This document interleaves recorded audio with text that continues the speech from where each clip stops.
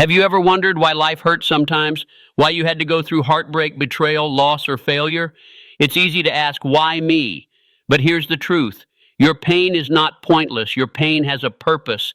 Every struggle you face is shaping you. Every tear you cry is watering the soil of your destiny. Pain is not the end. Pain is the process. Think about muscles. They don't grow without resistance. Every rep, every stretch, every bit of soreness builds strength.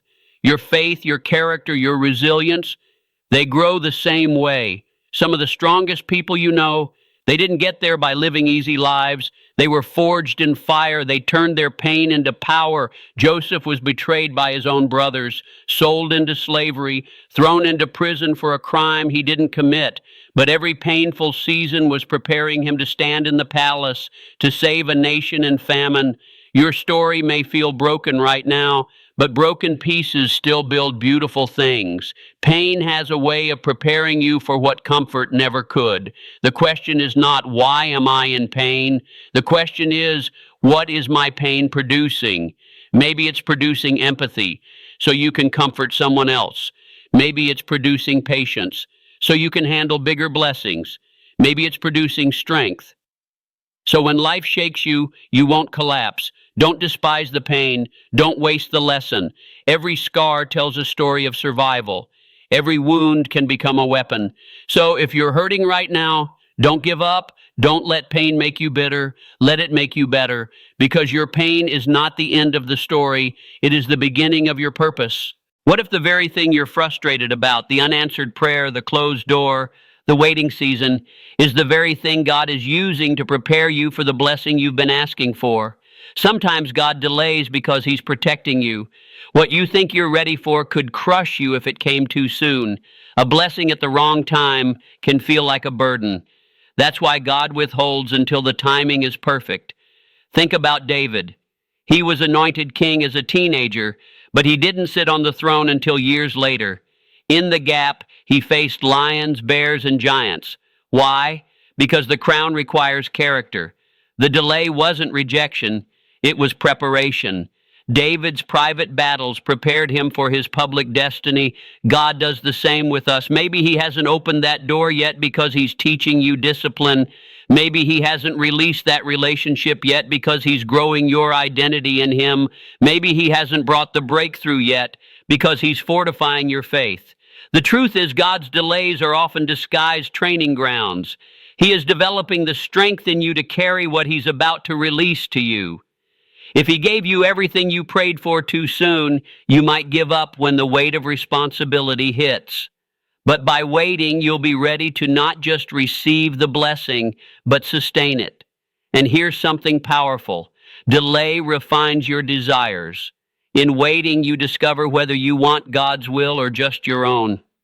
When prayers aren't answered right away, you're forced to press deeper, to seek His presence more than His presence. That's when faith matures. Isaiah 40:31 says, "But they that wait upon the Lord shall renew their strength. They shall mount up with wings as eagles." Notice, it doesn't say those who rush ahead or those who give up, but those who wait. Waiting renews strength. Waiting builds endurance. Waiting transforms you from weak to warrior. So if you feel delayed right now, don't despise it. Delays are divine training grounds. They are God's way of saying, I'm preparing you for something greater. Hold on to faith, because when the breakthrough comes, you'll realize the waiting wasn't wasted. It was working. When God delays, He's not ignoring you. He's strengthening you. Just because something hasn't happened yet doesn't mean it's not in His plan. God's delays are not denials. They are divine setups. Think of a seed. When you plant it, you don't see anything on the surface right away. For weeks, maybe months, it looks like nothing is happening. But beneath the soil, roots are growing deep, foundations are forming, and the seed is preparing for life above the surface. If you judge the seed by what you saw on day one, you'd think it was dead. But it was only delayed, not denied. Faith grows the same way. Faith is not built when everything is instant. Faith grows strongest in the waiting, in the not yet, in the moments where you have no choice but to trust God's timing. If he gave you everything you asked for right away, your faith would never stretch, your character would never mature, and your trust in him would never deepen. Look at Abraham. God promised him a son, but he waited 25 years before Isaac was born. Why the wait? Because God wasn't just giving Abraham a child, he was making Abraham into the father of nations. He wasn't just answering a prayer, he was building faith that could carry a destiny. Delay forces us to ask, do I trust God's plan, or do I only trust his hand?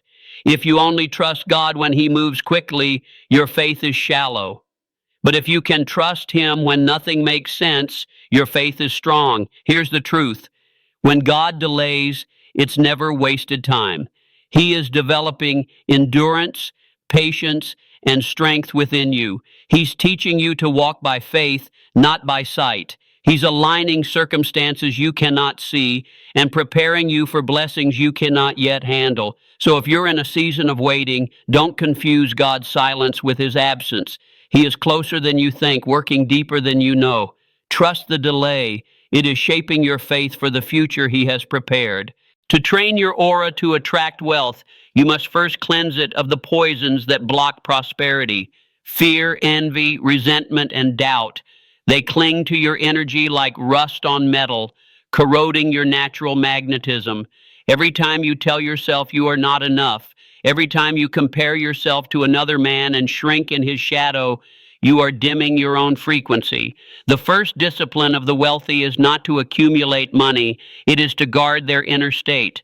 They know that fortune follows the man who refuses to poison his spirit with negativity. Look back through history and you'll see the same principle alive in every titan. Henry Ford faced failure after failure before building the automobile empire. What set him apart? Not luck, not chance. His aura radiated belief so strong that even when others mocked him, even when engineers told him his idea was impossible, he persisted. Ford did not merely think wealth, he became the vibration of inevitability. And because his aura carried that certainty, the world eventually rearranged itself around his vision. You too must train your aura to become undeniable. Every morning when you wake, your aura reflects the state of your first thoughts. If you rise in worry, your aura broadcasts scarcity all day long. But if you rise in gratitude, in vision, in faith that today will open doors, you shift your frequency immediately. Gratitude is the great tuner of wealth. It aligns your energy with increase instead of lack. Say aloud, I already live in abundance. Speak it until your cells believe it. Because wealth is not something you chase on the outside. It begins with the inner resonance you carry everywhere you go. Understand this.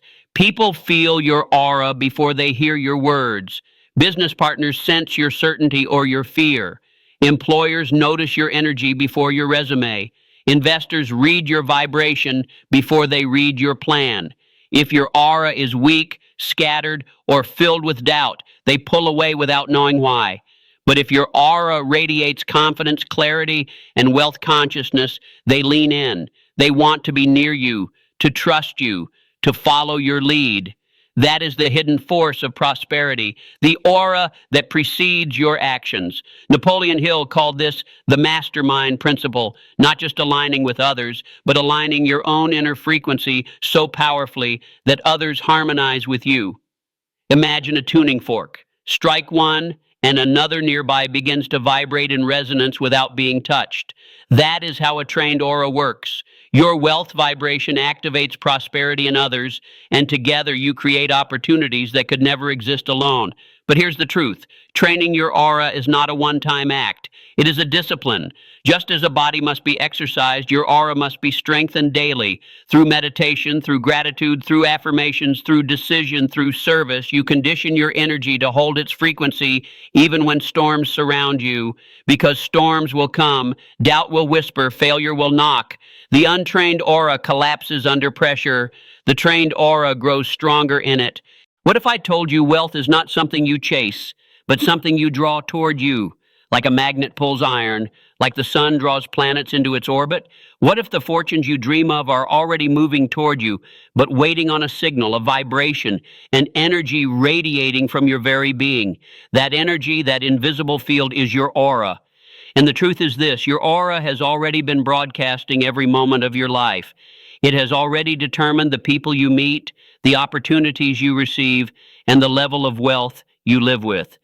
Most people live with an aura clouded by doubt, fear, resentment, and poverty thinking. They walk into a room and people feel their heaviness, their uncertainty, their lack of vision. Without saying a word, they repel trust, repel opportunity, repel prosperity. But there are others, you've seen them, who walk into the same room and everything shifts. People lean in when they speak. Opportunities flow to them like rivers drawn to the sea. These individuals are not lucky. They are aligned. Their aura is trained, disciplined, and tuned to the frequency of abundance. This is not mysticism for the sake of mystery. It is the law of vibration, the foundation Napoleon Hill studied when he sat with giants like Carnegie, Edison, and Ford. He understood that riches are not handed to those who simply work hard. They flow to those whose inner state vibrates in harmony with prosperity. Edison did not invent the light bulb by accident. He held an unshakable faith that light was his destiny. That faith radiated from him and drew the right resources, the right minds, and the right persistence until the invention became reality. Your aura is shaped by your dominant thoughts, the emotions you feed, the beliefs you rehearse every single day. If your mind is a garden, your aura is the fragrance. Plant seeds of scarcity, and the fragrance is repulsion. Plant seeds of faith, vision, and gratitude, and your aura carries the unmistakable scent of abundance. The wealthy do not merely hold money, they hold a vibration that money is drawn to. Think of Andrew Carnegie, the steel magnate who rose from a penniless immigrant boy to one of the richest men who ever lived.